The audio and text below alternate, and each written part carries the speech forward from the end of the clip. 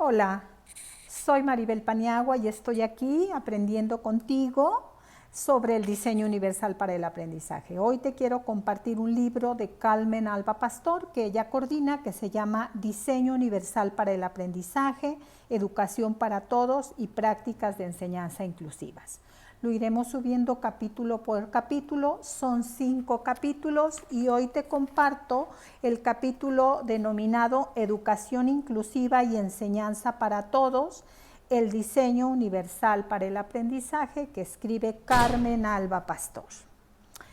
Hace ya más de 30 años, desde que en 1985 la Ordenación de Educación Especial pusiera en marcha el cambio conceptual más importante del sistema educativo moderno en España, que comenzó avanzando hacia un modelo inicialmente integrador para incorporarse posteriormente a un modelo de escuela inclusiva.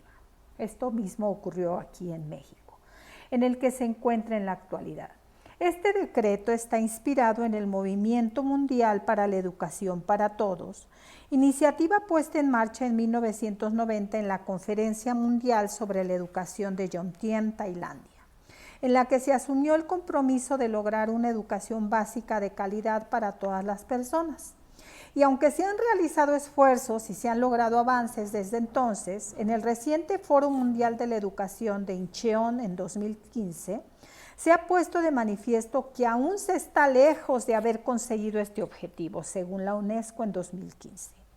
Por ello, en esta cumbre se planteó un nuevo reto político a nivel mundial para seguir avanzando en una educación para todos.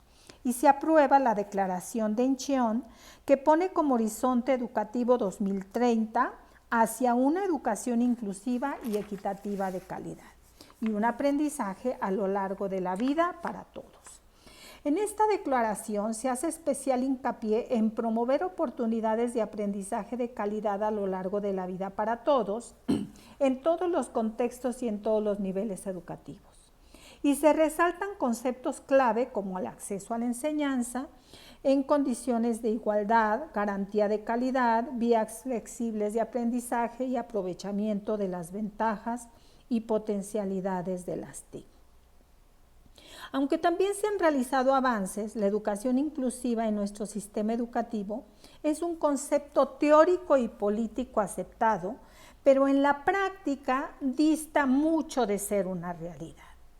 Ya en 1996, Arnaiz señalaba que moverse hacia la inclusión y aceptarla supone un proceso en el que eran necesarios cambios en la filosofía, el currículum, la estrategia de enseñanza y la organización estructural, señalando aspectos fundamentales como la instrucción acorde a las características del alumnado, apoyos dentro del aula ordinaria, un currículum adecuado a los diferentes estudiantes del grupo, trabajo colaborativo y compartido entre docentes, flexibilidad de las actividades dentro del aula, apoyo para los profesores en su aula o enseñanza en equipo. Nada en su discurso ha quedado obsoleto.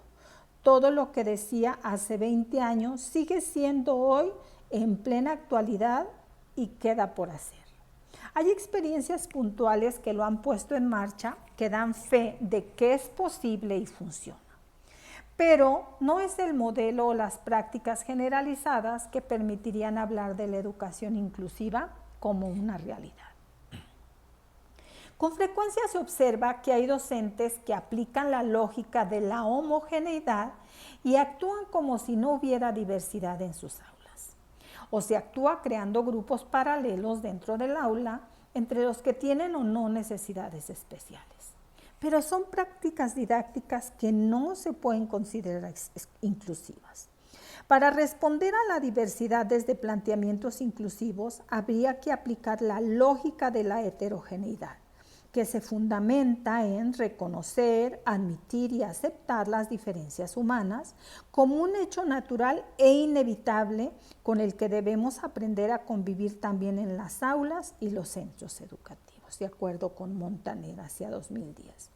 Es decir, organizar, planificar, enseñar y formar al profesorado partiendo de la realidad en la que existe la diversidad.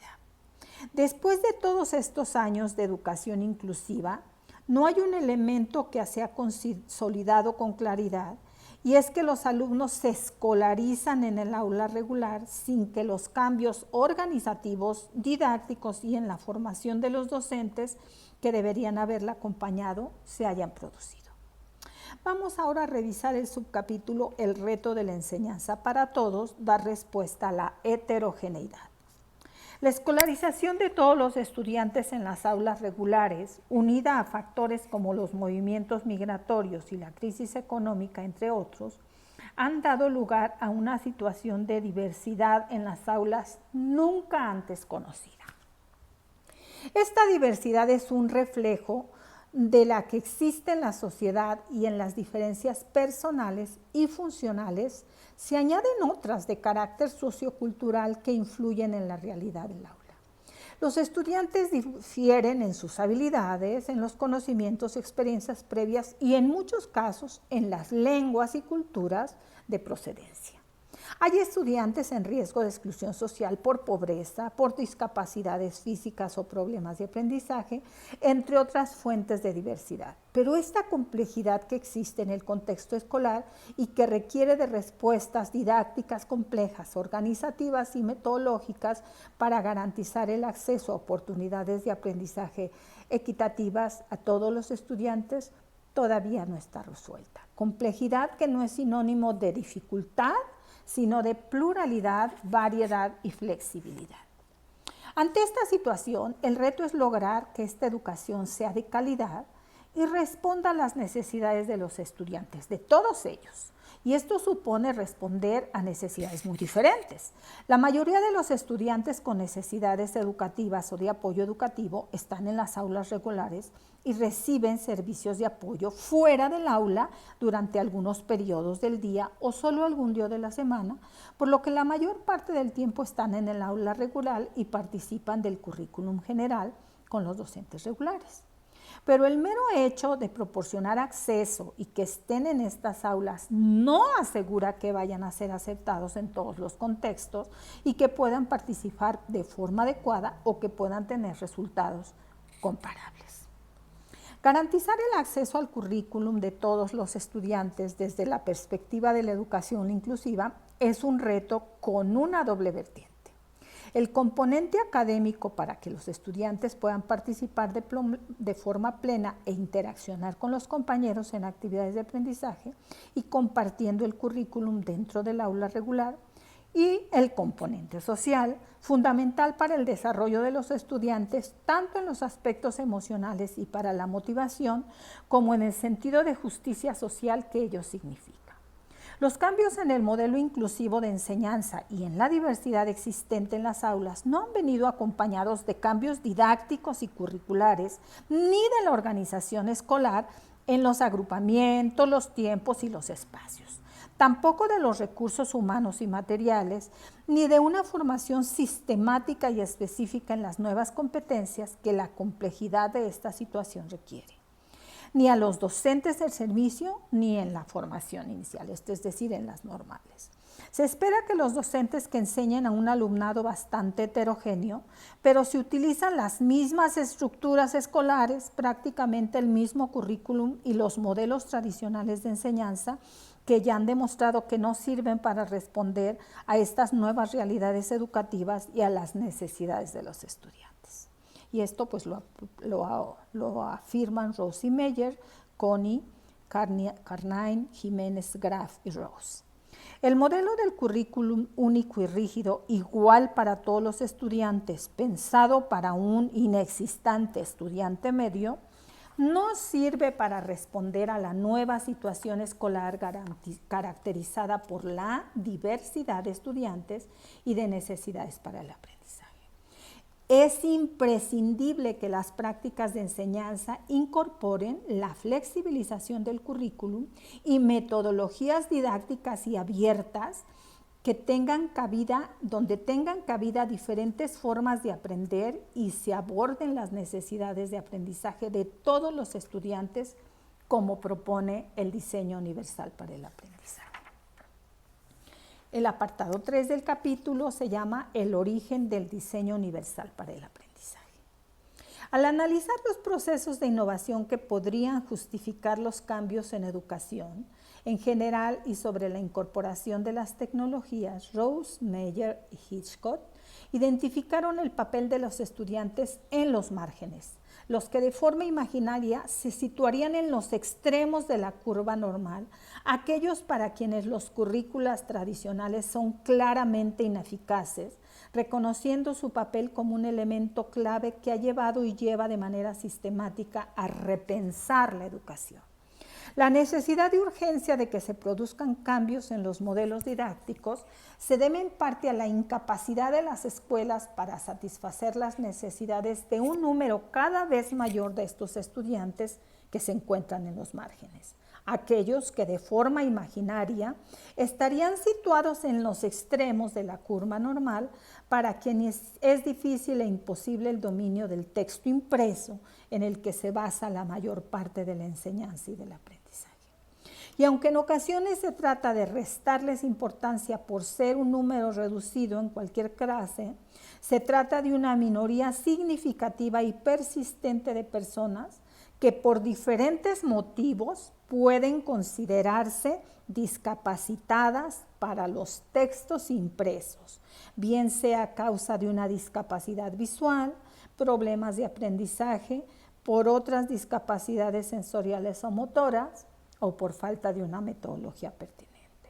En la búsqueda de respuestas para lograr que los estudiantes con dificultades o necesidades especiales puedan aprender o participar en el sistema educativo, lo que no ha hecho que en muchos años se hayan encontrado soluciones innovadoras. Los estudiantes en los márgenes en nuestro sistema educativo proporcionan el reto necesario a diseñadores del currículum, administradores, responsables, políticos y maestros, según Rose, Meyer y Hitchcock. Son estos estudiantes los que hacen que haya que reflexionar sobre lo que no funciona o no existe en el sistema, sobre lo que necesita un estudiante o grupo de estudiantes para poder aprender, y hacen que se pongan en marcha innovaciones que en la mayoría de los casos comienzan dando respuesta a personas concretas, pero que resultan ser beneficiosas para otros y para todos los estudiantes. Es el caso de muchos recursos tecnológicos que, a la vez que a unos estudiantes les permiten realizar una tarea que de otra manera no les sería posible, por ejemplo, los lectores de pantalla, los conversadores de voz y texto, para el resto pueden ser también de utilidad. Es una responsabilidad del sistema educativo, de cada docente, proporcionar una educación de calidad a todos los estudiantes, un currículum flexible al que todos puedan acceder, en el que participar y del que beneficiarse desde la diversidad. El CAS, Centro para la Aplicación de la Tecnología Especial, nació en 1984 en Massachusetts, Estados Unidos, como resultado del trabajo de un grupo de investigadores con experiencia en la atención clínica y educativa a estudiantes con discapacidad, con el objetivo de desarrollar y utilizar tecnologías que mejoraran sus posibilidades de aprender, aprovechando el potencial de estos nuevos recursos. Esto suponía recomendar la utilización de aplicaciones tecnológicas y diseñarlas específicamente para cada caso, para lograr que cada sujeto pudiera acceder al currículum basándose en las necesidades y dificultades individuales, según Rose y Meyer. La experiencia acumulada con los numerosos casos tratados, unidos a los avances en las tecnologías y las nuevas posibilidades a las que daban lugar, hicieron que se modificara el enfoque para centrarse en el uso de tecnología para transformar la naturaleza del currículo. Rose y Meyer en 2002. Situando el foco de atención en las barreras que genera el currículum y en la rigidez de las metodologías y los materiales. La creación de materiales digitales con opciones incorporadas que permitían la utilización personalizada de estos recursos para que los alumnos con necesidades especiales pudieran tener acceso al currículum, abrieron una nueva etapa en la concepción de la enseñanza y la atención a la diversidad. La flexibilidad en la forma que aportaban las tecnologías permitía que un mismo material, un mismo libro digital, pudiera ser utilizado por diferentes estudiantes de manera también diferente. Por ejemplo, el texto podía ser agrandado si se tenían dificultades visuales, o podría escucharse cuando el estudiante tenía discapacidad visual o con dislexia y no lo podría leer. Pero además de ser beneficioso para los alumnos con discapacidad, también comprobaron que en la práctica otros estudiantes se beneficiaban de las posibilidades de personalizar los materiales a sus capacidades, necesidades e intereses. Estudiantes que estaban aprendiendo a leer, que no dominaban todavía el idioma en el que estaba escrito o que les motivaba a leer en el ordenador, según Rosie Meyer, todos estos estudiantes podían acceder al mismo contenido del libro, pero de forma diferente. El contenido no era el problema, la diversidad funcional de los estudiantes tampoco lo era. La barrera que impedía el acceso al contenido en el libro impreso era el formato rígido del mismo, que no era accesible para la diversidad de usuarios que tenían que utilizarlo. La clave estaba en el diseño de los materiales, en la visión restringida de la heterogeneidad de los usuarios que tendrían que utilizarlos.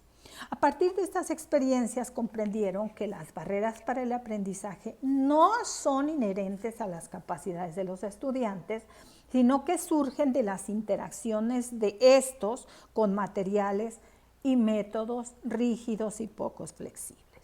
La clave está en el diseño y en lograr un diseño curricular en que los objetivos, la forma de evaluación, los métodos y los materiales permitan que cada estudiante pueda acceder, participar y aprender en los contextos de enseñanza a los que pertenece. Un diseño que tenga en cuenta la diversidad de los usuarios que van a utilizarlo para que todos puedan beneficiarse de ellos. Vamos hoy al apartado 3.1 que se llama El diseño universal, una mirada desde la diversidad. En los años 70 se inició un movimiento arquitectónico conocido como el diseño universal, en sus siglas DU. Este concepto, acuñado por el arquitecto Ron Mays, criticaba la existencia de edificios que no tenían en cuenta las diferencias funcionales de las personas y proponía para el diseño de los productos y entornos arquitectónicos que debería realizarse de forma que pudieran ser utilizados por todas las personas o por el mayor número de ellas sin que tuvieran que realizarse adaptaciones y diseños especializados posteriormente. Este movimiento critica los modelos uniformes basados en tradiciones que no se han adaptado a las nuevas realidades y que imponen numerosas barreras, haciendo no accesibles los servicios y entornos. Estos diseños utilizan como referencia algún usuario tipo o ciudadano medio, pero no responden a muchos otros. Uno de los casos más frecuentes es la arquitectura, son los edificios en los que solamente se puede acceder a través de escaleras, lo que supone una barrera infranqueable para quienes se desplazan en silla de ruedas o tienen movilidad reducida. Y las personas promedio, entre comillas, como aparecen en las estadísticas, apenas existen. Nadie vive en un apartamento de 2.3 habitantes, ni viaja 3.7 veces al año o tiene 1.7 hijos. La pregunta es que si la persona promedio no existe, ¿por qué se diseñan los entornos y servicios pensando en ella? Según los autores, la respuesta radica en el error de confundir igualdad y similitud. El error no es ser diferente, sino diseñar sin tener en cuenta que existen diferentes usuarios a los que proporcionar las mismas oportunidades. El diseño universal proporciona una perspectiva que supone concebir y diseñar cualquier servicio o producto basado en la diversidad como norma, a partir de lo cual cualquier diseño se realiza teniendo en cuenta los diferentes usuarios potenciales, con diferentes opciones o alternativas de uso que permitan que sea utilizado de manera satisfactoria por todos. Es una mirada a la realidad en la que se ve la diversidad. Algunos de los ejemplos más conocidos derivados del diseño universal son las rampas en las aceras, los subtítulos de texto en los programas de televisión. Las rampas en las aceras fueron diseñadas originalmente para proporcionar acceso a personas que utilizan silla de ruedas. Los subtítulos de texto en los programas de televisión o películas fueron diseñados para brindar soporte a personas con dificultades auditivas o que hablaban otro idioma. La sorpresa surgió al reconocer que los productos basados en el diseño universal brindaban soporte a muchas más personas con otro tipo de perfiles distintos a los que originalmente se había tenido en mente. Por ejemplo, las rampas pueden ser utilizadas por personas que llevan cochecitos de bebés, maletas o transportan una carga o van en bicicleta. En el caso de los subtítulos en los programas de televisión, se pueden utilizar para aprender idiomas, al hacer ejercicio en el gimnasio o para ver la televisión en la cama sin molestar a la pareja, según el CAS en 2012. Son muchas las soluciones que se crearon para responder a problemas específicos que han pasado de ser productos de uso generalizado, reconocimiento de voz, predictor de palabras, pantallas táctiles, etc. Así como en la arquitectura o en los servicios, el diseño universal permite eliminar barreras para que todas las personas puedan tener acceso y beneficiarse de los mismos. Así también en educación, la aplicación de la perspectiva del diseño universal permite la eliminación de las barreras en los contextos y procesos educativos para que todos los estudiantes tengan acceso y puedan participar y beneficiarse de ellos. Vamos al apartado 4 de este primer capítulo. Dice, diseño universal para el aprendizaje y enseñanza. El diseño universal para el aprendizaje, UDL en las siglas en inglés, fue definido por Rose y Meyer como un conjunto de principios basados en los resultados de investigaciones que proporcionan un marco para utilizar la tecnología para maximizar las oportunidades de aprendizaje para todos los estudiantes. Este modelo se ha basado desde su formulación en los resultados de las investigaciones sobre el cerebro y el aprendizaje. La experiencia fue mostrando que el problema no eran los sujetos que tenían diferentes dificultades para aprender, sino que todos ellos tenían algo en común: problemas con el currículo, con el modo en que se estaba diseñando en cuanto a los objetivos de aprendizaje, las formas de evaluación, las metodologías y los recursos. Esta definición, inicialmente vinculada a las tecnologías sin abandonarlas y reconociendo su potencial, ha evolucionado hacia un enfoque más centrado en el diseño del currículo. El diseño de un currículum basado en el estudiante medio, entre comillas, y en la predominancia de la cultura escrita como forma de tener acceso o recibir información y de expresar lo que se ha aprendido, incide de forma negativa en aquellos estudiantes que tienen dificultades para acceder a la información, expresarse por estos medios, sin que apenas tengan cabida otras formas de presentar o acceder a los contenidos, también valiosas, pero poco presentes en las aulas, o de ser utilizadas por los estudiantes para aprender o demostrar que han aprendido. Por ejemplo, audiovisuales, multimedia, dramatización, pintura, música, fotografía. Como también señalan estos autores, Meyer, Rose y Gordon, a estas barreras hay que añadir las barreras afectivas. En la medida que estos mismos estudiantes experimentan de manera sistemática dificultades y fracasos que van otorgando un significado negativo al proceso de aprender. El diseño universal para el aprendizaje es un modelo dinámico que ha ido evolucionando y se va construyendo al incorporar resultados de investigaciones sobre el cerebro y el aprendizaje, avances tecnológicos y su utilización en la enseñanza, y sobre la aplicación del DUA en la práctica educativa, según Meyer, Rose y Gordon en 2014. Una de las aportaciones singulares del DUA es su carácter integrador como marco de referencia para la práctica, ya que tiene en cuenta distintas teorías de aprendizaje, especialmente la de Brunner, Vygotsky y Gardner, y reconoce el valor didáctico de muchas metodologías y estrategias que son válidas para facilitar el acceso y lograr el aprendizaje de una gran diversidad de alumnos. según Rose y Meyer en el 2002, Jiménez, Graf y Rose en 2007 y Meo en el 2012. El DUA propone un modelo para la práctica educativa basado en la estructura articulada en torno a 3 principios fundamentales. El primero, proporcionar múltiples medios de implicación en relación con las redes cerebrales que intervienen en los procesos afectivos y emocionales del aprendizaje que dan lugar al porqué del aprendizaje.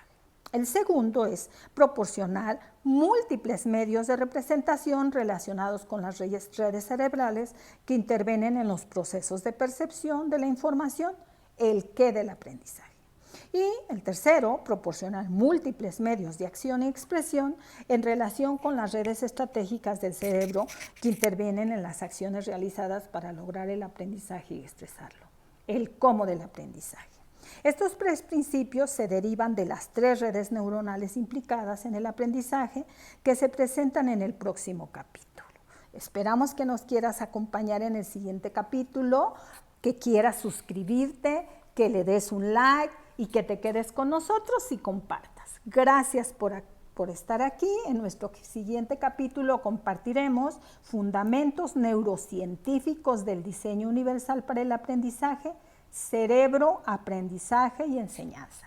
Ojalá que nos quieras acompañar. Te mando un abrazo, te felicito por estar aquí. Reconócete, reconoce tu trabajo, apréciate y mejora un poquito cada día. Muchas gracias.